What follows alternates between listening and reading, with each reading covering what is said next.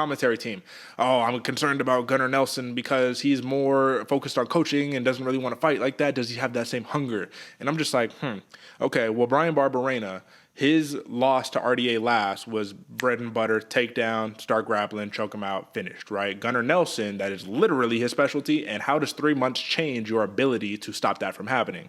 The answer is, it doesn't. Gunnar Nelson, first takedown, secured, got to mount. Bro, textbook jiu-jitsu. Textbook from mount, switch to the arm bar. Drop elbow down, secure the arm, switch on over, boom, your arm is done. Bryan Barberena, farmer, family man, you're not going to let your arm snap for, you know what I mean, a situation like this. This is not worth it in that case. Gunnar Nelson said it himself. He was like, I'm a little surprised he didn't hold out a little bit longer. You know, we could talk about the Muhammad Mokaev a little bit later, where this dude almost let his knee just get destroyed. And this dude's like 22 years old. So point is, Gunnar Nelson, he does it again, man. Dude landed all of 10 strikes, 1 takedown, 1 submission, 1 finish. Money, minus 130 for the sub, which is chalky all day, man. I really did give respect to Barberena, thinking he'd be able to hold out a little bit longer. But, I mean, pure dominance, man. What do you have on this? I had a lot of faith for Bam Bam going into this fight, man. And you just saw even the speed that Gunnar Nelson had me worried in the beginning of the fight. He was looking good. He was looking crisp. His whole stance, that wide power stance he has. And if is one powerful, strong, it's a statement, like with your hands down.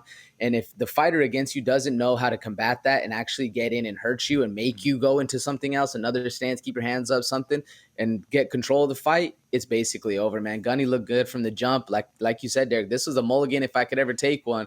But, you know, learning lesson going forward. Gunnar Nelson, submission, almost like death and taxes. It's another solid. Yeah, bro, you add to the list of first-round finishes for Gunnar Nelson. This is like 11 or 12 at this point now, man. So this is what he does, man. And this is why I will continue to say you cannot disrespect a fighter just because they've been out of the mix for a little bit, man. First finish since his return back to the UFC, which is phenomenal. And the last thing that I will say on this is that karate-style stance that you were talking about right there, same thing for Stephen Thompson, right? How people are like, he is deceptively quick. And it's not just the quickness, it's also the karate stance allows straight line blitzes. What's the fastest point to point A to point B? It's a straight line. A lot of people, for whatever reason, they're just not ready for it, man. You got to train against, in your sparring against these karate guys. But big win by Gunnar Nelson.